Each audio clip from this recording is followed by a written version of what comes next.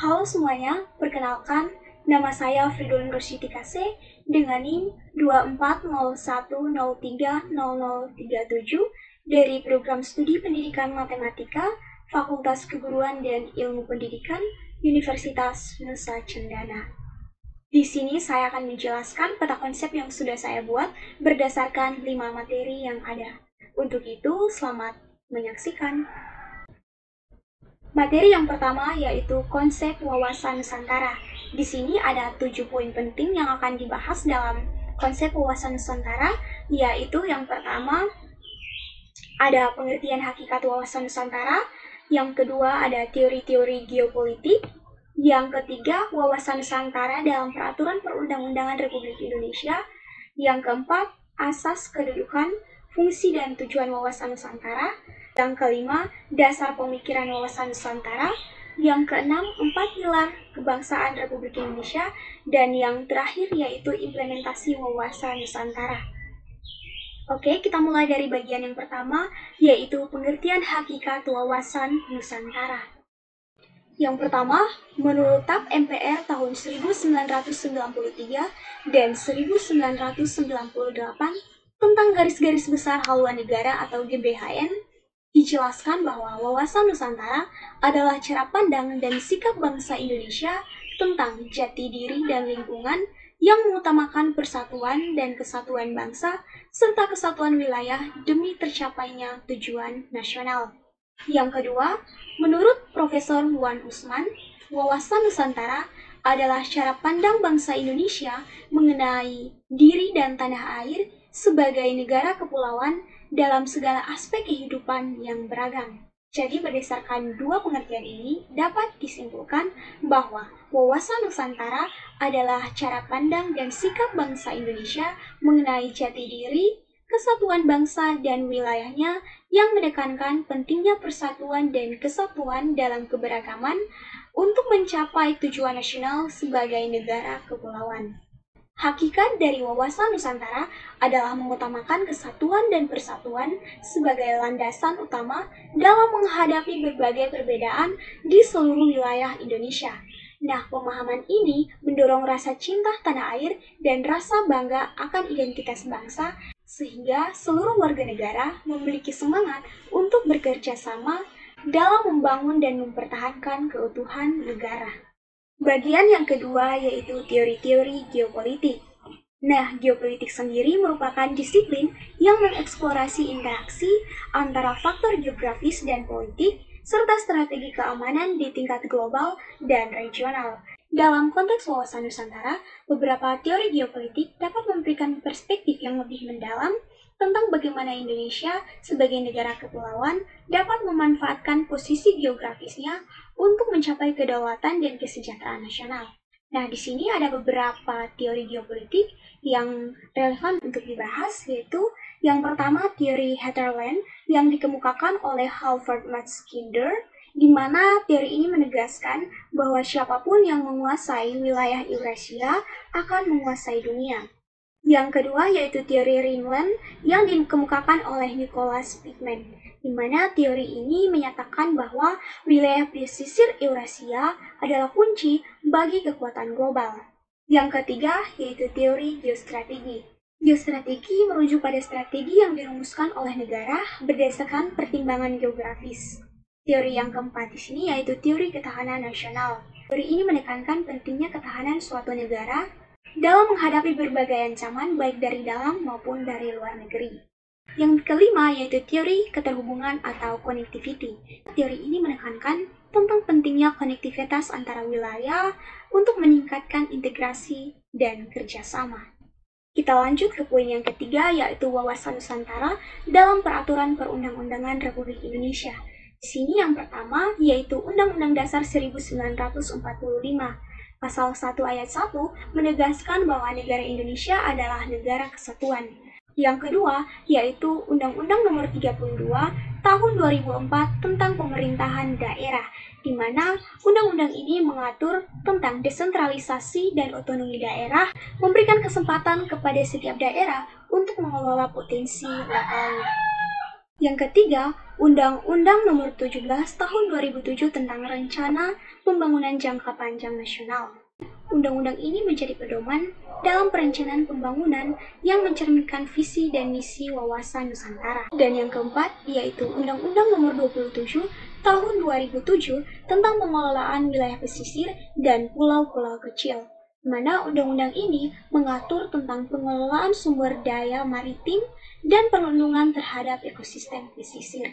Kita lanjut ke poin yang keempat, yaitu asas kedudukan, fungsi, dan tujuan Wawasan Nusantara. Nah, asas Wawasan Nusantara merupakan prinsip dasar yang mendasari pemikiran dan praktik kebijakan yang berorientasi pada kepentingan nasional. Ada beberapa asas utama dari Wawasan Nusantara, yaitu yang pertama, ada asas solidaritas, yang kedua ada asas kejujuran, yang ketiga asas kesamaan tujuan, yang keempat asas keadilan, yang kelima asas kerjasama. Selanjutnya, kedudukan Wawasan Nusantara. Nah, kedudukan Wawasan Nusantara dalam kerangka pemikiran dan kebijakan nasional sangatlah strategis. Konsep ini menjadi dasar bagi pengembangan berbagai kebijakan publik yang berkaitan dengan pengelolaan wilayah, sumber daya, dan pembangunan sosial ekonomi. Ada beberapa aspek yang mendefinisikan kedudukan Wawasan Nusantara, yaitu yang pertama, Wawasan Nusantara sebagai paradigma geopolitik, di mana Wawasan Nusantara berfungsi sebagai kerangka berpikir dalam menghadapi tantangan geopolitik global.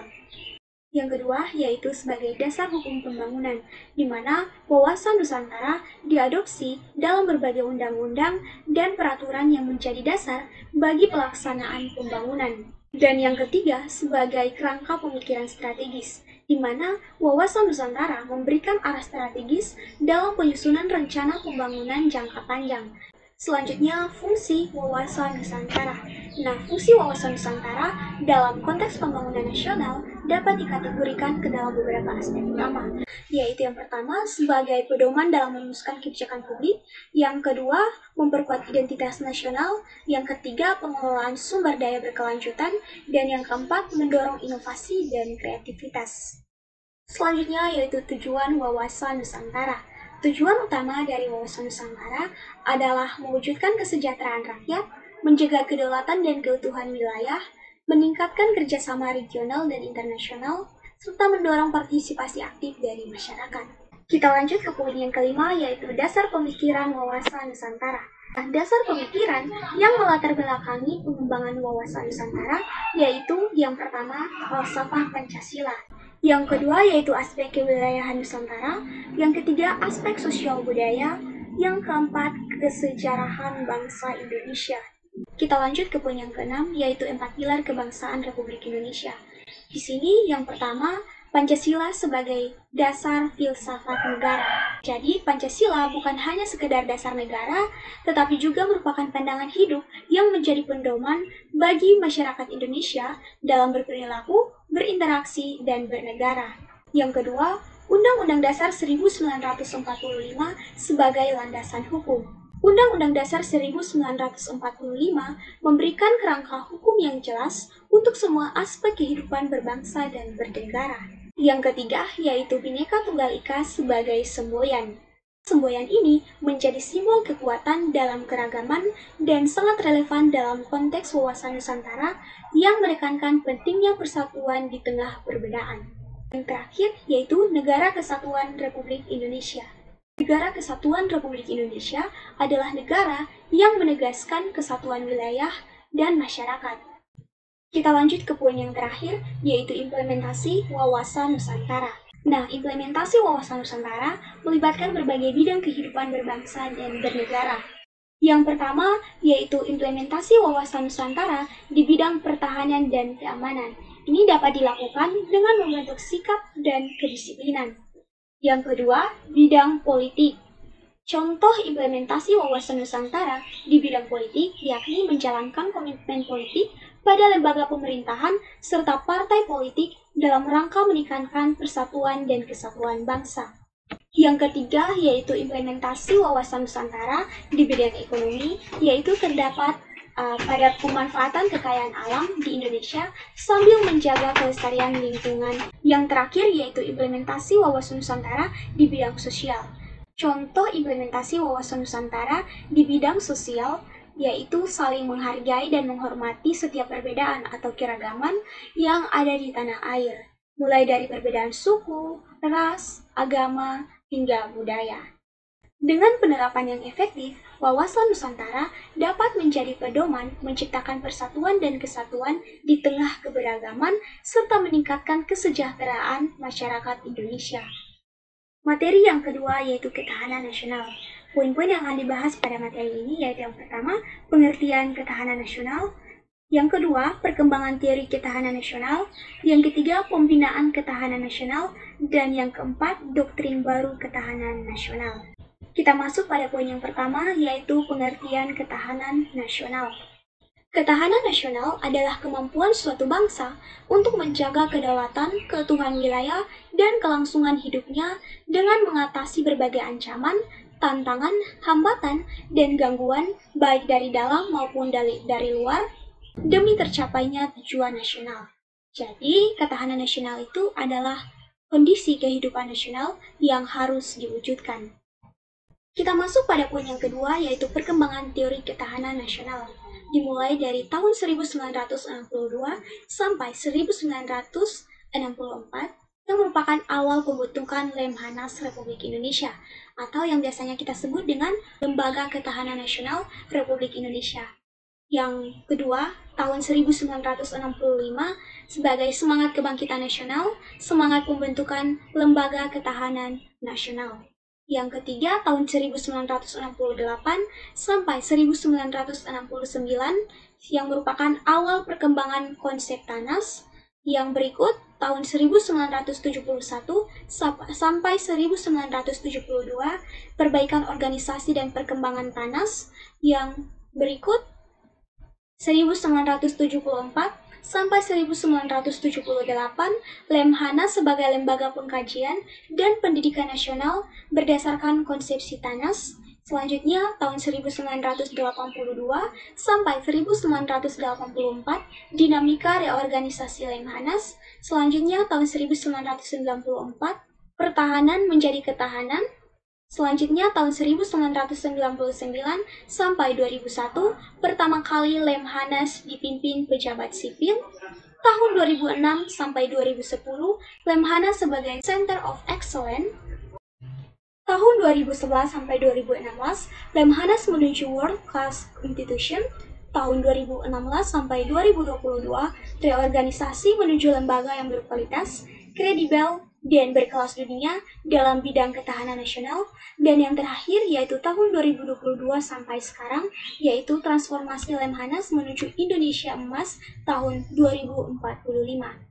Poin yang berikut yaitu pembinaan ketahanan nasional. Upaya untuk memperkuat ketahanan nasional tentu memerlukan langkah pembinaan. Nah, langkah pembinaan yang dapat dilakukan yaitu sebagai berikut. Yang pertama, pengembalan Pancasila sebagai objektif dan subjektif terus dikembangkan serta ditingkatkan.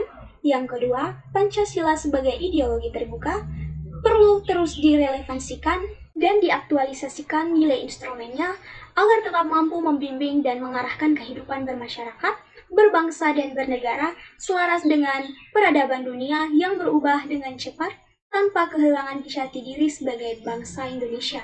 Dan yang terakhir, yaitu pendidikan moral Pancasila ditanamkan pada diri anak didik dengan cara mengintegrasikannya ke dalam mata pelajaran lain seperti pendidikan budi pekerti, pendidikan sejarah perjuangan bangsa, bahasa Indonesia, dan kepramukaan. Pendidikan moral Pancasila juga perlu diberikan kepada masyarakat luas secara non-formal. Kita masuk pada poin yang terakhir, yaitu doktrin baru ketahanan nasional. Doktrin baru ketahanan nasional adalah pedoman atau ajaran dasar yang digunakan suatu negara untuk membangun, memelihara, dan memperkuat kemampuan dalam menghadapi berbagai ancaman, tantangan, hambatan, dan gangguan baik dari dalam maupun dari luar negeri.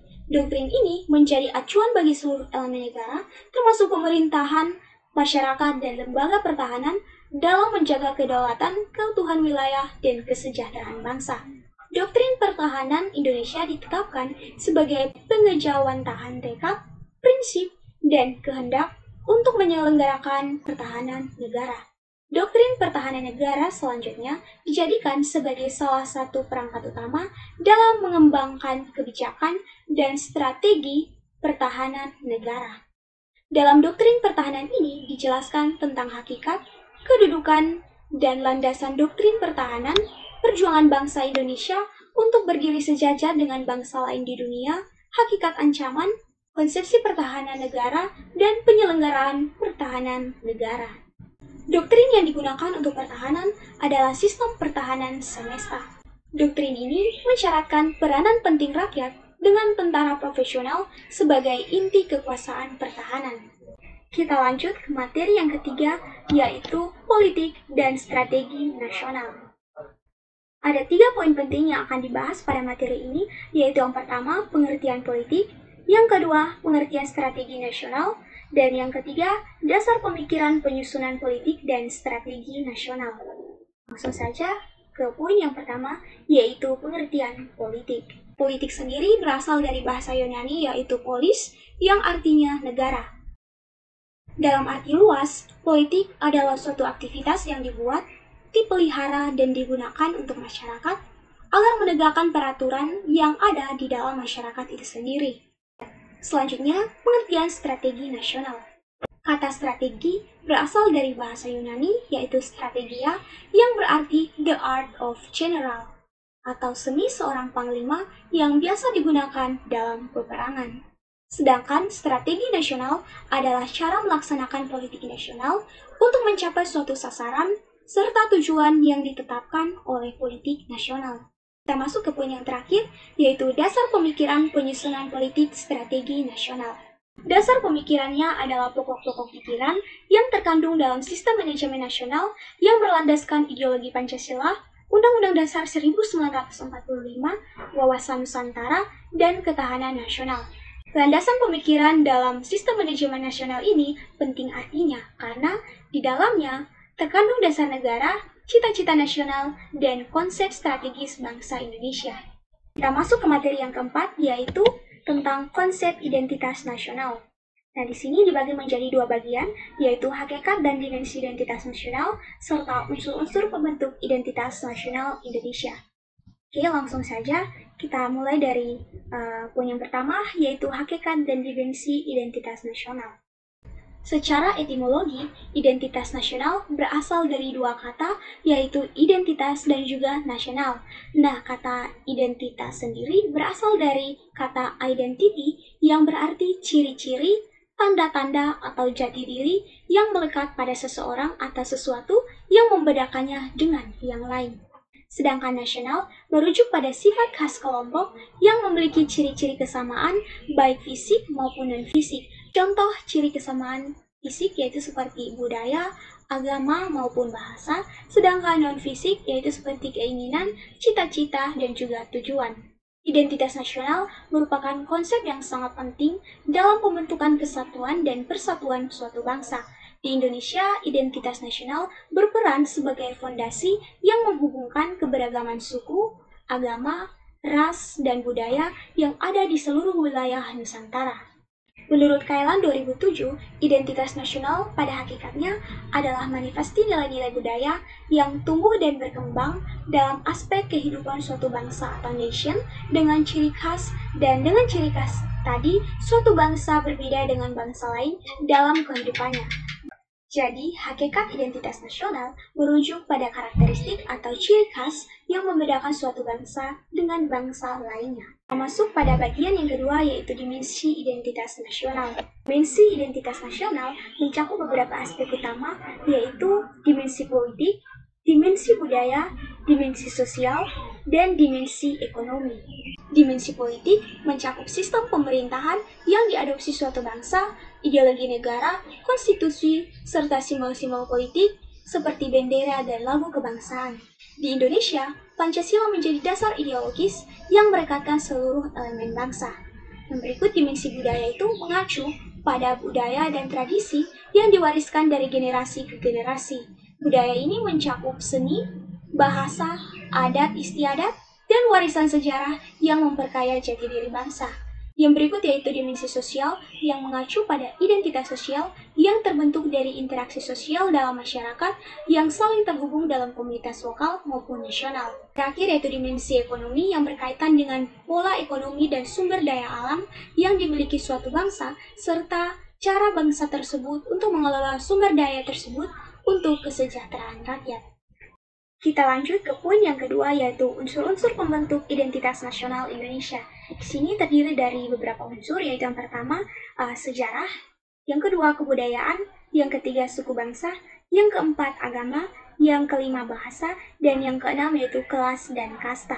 Oke, mari kita kaji satu persatu, mulai dari sejarah. Sebelum menjadi sebuah negara, bangsa Indonesia mengalami masa kejayaan pada era kerajaan Nusantara seperti Majapahit dan Sriwijaya.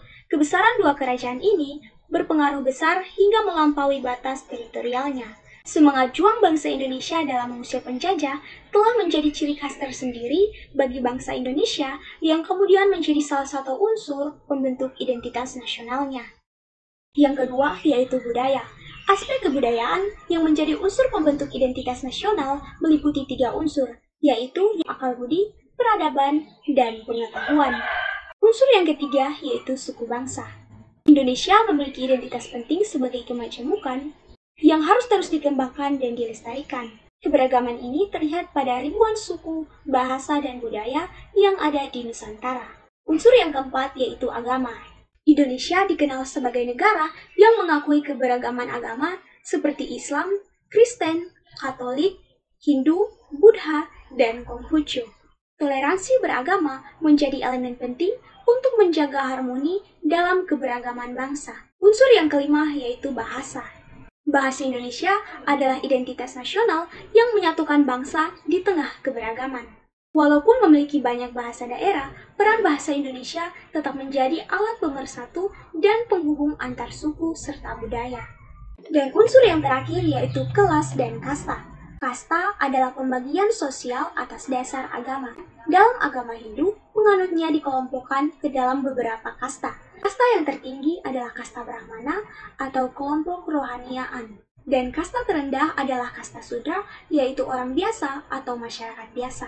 Kita masuk ke materi yang terakhir atau materi yang kelima, yaitu konsep identitas nasional.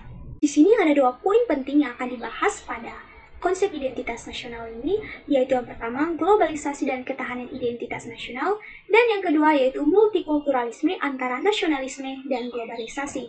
Kamus Besar Bahasa Indonesia mendefinisikan globalisasi sebagai proses integrasi yang terjadi karena kemajuan teknologi, transportasi, dan komunikasi sehingga memungkinkan terjadinya pertukaran budaya, ide, dan informasi dengan lebih mudah dan cepat. Sedangkan ketahanan nasional adalah kemampuan sebuah negara untuk mempertahankan dan memperkuat nilai-nilai budaya dan identitas bangsa di tengah arus globalisasi yang semakin kuat. Pengaruh globalisasi terhadap identitas nasional merupakan isu kompleks dan multidimensional. Globalisasi membawa berbagai perubahan yang dapat mempengaruhi cara pandang masyarakat terhadap identitas mereka sebagai bangsa. Pengaruh globalisasi terhadap identitas nasional itu terdiri dari 2, yaitu pengaruh yang positif dan juga pengaruh yang negatif. Pengaruh positif globalisasi yaitu seperti memperkaya budaya lokal, meningkatkan posisi budaya nasional di dunia, memperkuat ekonomi nasional, meningkatkan akses terhadap informasi dan teknologi, serta memperluas wawasan melalui pertukaran budaya dan pengetahuan, dan masih banyak lagi contoh pengaruh positif lainnya. Globalisasi juga membawa berbagai pengaruh negatif terhadap identitas nasional, contohnya seperti hilangnya rasa cinta terhadap produk dalam negeri, pengaruh budaya asing, kesenjangan sosial, individualisme, dan pergeseran nilai-nilai tradisional. Lalu, strategi apa saja yang dapat kita lakukan untuk mempertahankan identitas nasional? Jadi, seperti yang kita ketahui bersama, bahwa globalisasi membawa berbagai tantangan bagi identitas nasional seperti pengaruh budaya asing dan lain sebagainya. Untuk menghadapi hal ini, diperlukan strategi yang efektif agar identitas nasional tetap kokoh tanpa mengabaikan perkembangan global. Ada beberapa strategi yang dapat dilakukan untuk mempertahankan identitas nasional, yaitu yang pertama, dengan mempromosikan dan melestarikan budaya lokal. Hal ini dapat menghidupkan kembali tradisi dan kebiasaan lokal yang mulai memudar, membangun kembali nilai-nilai budaya yang terancam oleh pengaruh asing, serta memperkenalkan budaya Indonesia ke dunia internasional untuk meningkatkan pengakuan dan kebanggaan. Strategi yang kedua yaitu meningkatkan pendidikan tentang nasionalisme dan patriotisme agar masyarakat memahami pentingnya memiliki rasa cinta dan bangga terhadap bangsa. Strategi yang ketiga yaitu penguatan identitas nasional melalui pendidikan kewarganegaraan. Kita lanjut ke poin yang kedua, yaitu multikulturalisme antara nasionalisme dan globalisasi. Seperti yang kita ketahui bersama, bahwa multikulturalisme adalah sebuah pandangan yang mengakui keberagaman budaya, etnis, agama, dan bahasa sebagai realitas sosial yang harus dihormati. Sedangkan nasionalisme adalah semangat cinta tanah air yang berakar pada identitas budaya dan sejarah bersama. Di era globalisasi, nasionalisme menghadapi berbagai tantangan karena arus budaya asing yang sering kali dominan dibandingkan budaya lokal. Selanjutnya, hubungan antara multikulturalisme, nasionalisme, dan globalisasi. Multikulturalisme sering menjadi jembatan antara nasionalisme dan globalisasi. Di satu sisi, multikulturalisme mendukung keberagaman budaya yang melandasi nasionalisme. Namun, di sisi lain, ia juga terbuka terhadap pengaruh globalisasi yang membawa perubahan. Globalisasi memperkenalkan budaya asing yang dapat memperkaya masyarakat multikultural, tetapi juga bisa menantang identitas nasional. Nasionalisme dapat berfungsi untuk menjaga kesatuan dan kedaulatan budaya di tengah globalisasi. Mempertahankan identitas nasional di era globalisasi merupakan tugas yang berat, namun bukan tidak mungkin. Dengan menerapkan strategi yang tepat dan menghadapi tantangan dengan bijak, kita dapat menjaga jati diri bangsa dan mewariskannya kepada generasi mendatang. Penting untuk diingat bahwa mempertahankan identitas nasional bukan berarti menutup diri dari pengaruh luar. Sebaiknya, kita perlu memanfaatkan globalisasi untuk memperkuat identitas nasional dan memperkenalkan budaya Indonesia kepada dunia. Sekian penjelasan dari saya, semoga apa yang saya jelaskan bisa bermanfaat untuk kita semua. Terima kasih.